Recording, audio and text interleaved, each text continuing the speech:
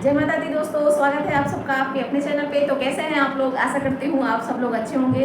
तो आज मैं लेके आई हूँ एक ऐसा टॉपिक, एक ऐसी बीमारी के लिए वीडियो है ये, जो कि बढ़ती उम्र के साथ बढ़ती है और ये लाजमी है बढ़ना, क्योंकि इसके बहुत सारे कारण हो सकते हैं। वेट बढ़ना हो सकता है और एक जगह पे बैठ के लैपटॉप पे काम करना या फिर एक ही पोजीशन पे बैठे रहना और एक ही पोस्चर में बैठे रहना, तो ये है अर्थराइटिस यानी कि गठिया, जिसको हम गठिया बोलते हैं। ज़्यादातर लोग ये समझते हैं कि गठिया रोग सिर्फ घुटने में हो सकता है और कहीं भी नहीं हो सकता है। तो नहीं दोस्तों, ये कहीं भी हो सकता है, बॉडी के किसी भी जॉइंट्स में हो सकता है। तो ये सिर्फ घुटने में नहीं हो सकता है, आपके रिस्ट में भी हो सकता है, एल्बो में भी हो सकता है, शोल्डर जॉइंट्स में भी हो सकता है। आपके जो ये हाथ है, शोल्डर है, ये कंधा, इसमें भी हो सकता है। आपके नेक में भी हो सकता है, बैक में भी हो सकता है और आपके एंकल जॉइंट में भी हो सकता है, हिप जॉइंट्स में भी हो सकता है। तो ये एक आम समस्या है जो कि बढ़ती उम्र के साथ होता ही है।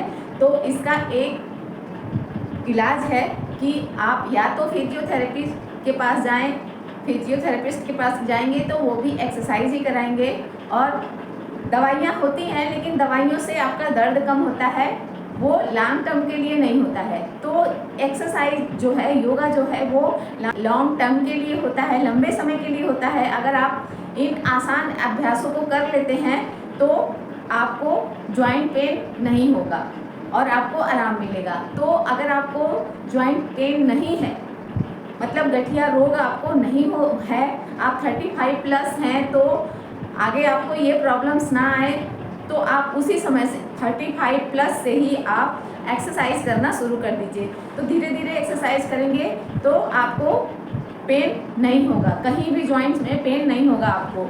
जॉइंट्स के पेन को कम करने के लिए बहुत ही आसान अभ्यास है, इसको कोई भी कर सकता है, चाहे उसकी उम्र 30 प्लस हो या 60 प्लस हो, कोई भी कर सकता है, बहुत ही आसान है। तो इसके बहुत से कारण होते हैं, जैसा कि मैंने बताया आपको, वेट का बढ़ना, एक जगह पे एक ही पोस्चर में खड़े रहना, गलत पोस्चर में बैठना, या फिर लैपटॉप पे काम करना, बहुत देर तक पैर आप लटका के चेयर पे बैठे हुए हैं, या कमर को के पोस्चर को कम करके या इस तरह करके आप बैठे हों गर्दन नीचे करके, तो आपको ये पेन होगा और मांसपेशियां कमज़ोर होंगी बढ़ती उम्र के साथ, तो भी आपको दर्द होगा हड्डियों में, जॉइंट्स भी कमज़ोर होते हैं, हड्डियां भी कमज़ोर होती हैं, तो जॉइंट्स में पेन होती हैं।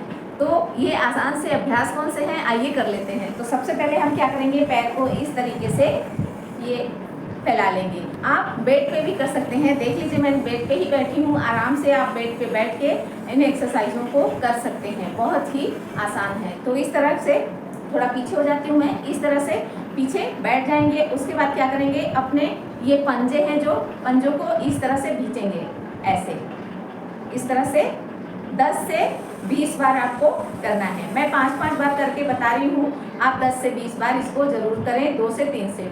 एक तो ये हो गया, दूसरा हमारा हो गया, हमारे दोनों पंजों को इस तरह से नीचे की तरफ ले जाना, फिर इसके बाद ऊपर की तरफ अपने चेस्ट की तरफ ले आना है, फिर नीचे, फिर ऊपर चेस्ट की तरफ, इस तरह। इससे ये हमारे घुटने के जो मांसपेशियाँ हैं, हड्डियाँ हैं, वो फ्लेक्सिबल भी होंगी और पेन रहित होंगी, दर्द से रहित होंगी। इस तरह से 1 2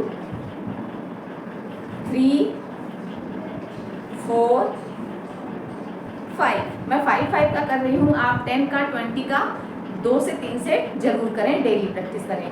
ये हमारा हो गया दूसरी एक्सरसाइज। तीसरी एक्सरसाइज भी बहुत आसान है, इस तरीके से right left, right left, 1 2 3 4 5 6 7 8 9 10 time हो गया।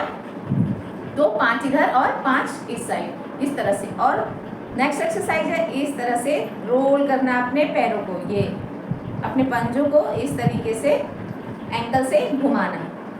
1 2 3 4 5, अब एंटी क्लॉकवाइज, 1 2 3 4 5, इस तरीके से।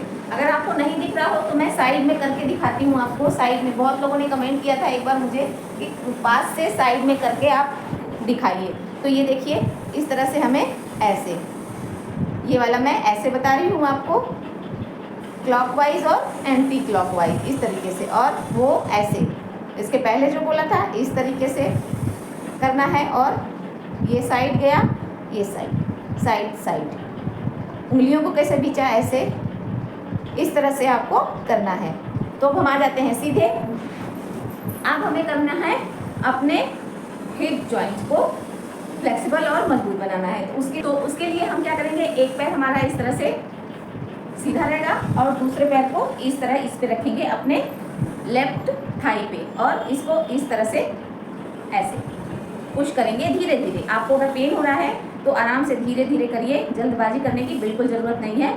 10 से 20 बार आप इसको धीरे धीरे कर सकते हैं। 1 2 3 4 5, इसको सीधा किया। अब ये इसको रखा पैर पे और इस तरह 1 2 3 4 5 6 7 8 9 10 करिए, 20 करिए। और इसी तरह से आप इसी पे पैर रखते हुए आप इसको इस तरह से भी घुमा सकते हैं। तो आपके नी और हिप जॉइंट दोनों को बहुत अच्छे से ये फ्लेक्सिबल करेगा और मजबूत करेगा। तीसरी एक्सरसाइज हमारी है बटरफ्लाई पोज। तो बटरफ्लाई पोज में आप इस तरह से बैठ जाएंगे बद्धकोण आसन में ऐसे, और पैरों को इस तरह से फ्लैप करेंगे ऐसे। अगर आपका इतना नहीं होता है, कम होता है, और या फिर इस तरह से करने से दर्द होता है, तो यहाँ पे तकिया रख लीजिए। मैंने पहले बताया था आपको, यहाँ पे आप तकिया रख लीजिए और इस तरह से बैठ जाइए थोड़ी देर। इस तरह से पहले बैठने की कोशिश करिए। जब बैठने की प्रैक्टिस हो जाए उसके बाद तकिया को हटा दीजिए और इस तरह धीरे धीरे 1 2 3 4 5 6 7 8 9 10, इस तरह से भी कर सकते हैं। और आप अगर ये ना कर पाएँ जल्दी जल्दी तो आप एक पैर से इस तरह 1 2 3 4 5, फिर इसको पकड़ा, दूसरी साइड 1 2 3 4 5, इस तरह से भी कर सकते हैं। अगली एक्सरसाइज हमारी है, इस साइड होके दिखाती हूँ। पैर को सीधा किया ऐसे और एक पैर को इस तरह मोड़ लिया। अगर आपको बहुत ज़्यादा पेन हो रहा है तो एक रुमाल ले लीजिए, हैंकी ले लीजिए, या कोई पतला सा टॉवेल ले लीजिए, कोई सा भी कपड़ा आप इस तरीके से ले लीजिए और यहाँ लगा लीजिए इस तरह। यहाँ लगाने के बाद आप ये इस तरह से कर सकते हैं। कपड़ा नहीं लगाना चाहते तो आप ऐसे पैर हाथों को इस तरह से यहाँ अंदर रखिए और आराम से करिए। 1 2 3 4 5, ये हो गया। आप दूसरे पैर से इसको मोड़ा यहाँ पे और ऐसे किया 1 2 3 4 5, इसके भी आपको 3 रेपिटेशन 10 to 20 के करने हैं। अब हम करेंगे अपने शोल्डर के लिए। तो शोल्डर को इस तरह से घुमाना है धीरे धीरे ऐसे 1 2 3 4 5। अब दूसरी तरफ से 1 2 3 4 5, ये हो गया। अब इसको ऊपर नीचे 1 2 3 4 5।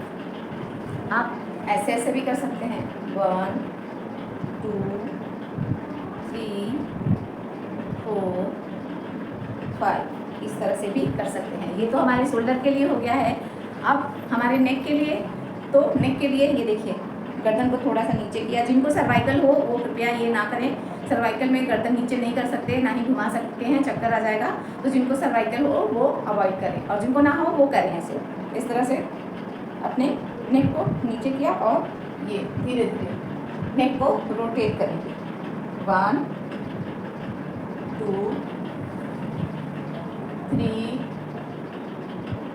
4 5। अब एंटी क्लॉकवाइज 1 2 3 4 5। इस तरीके से धीरे धीरे आपको 10 to 20 टाइम करना है और साइड में भी करना है ऐसे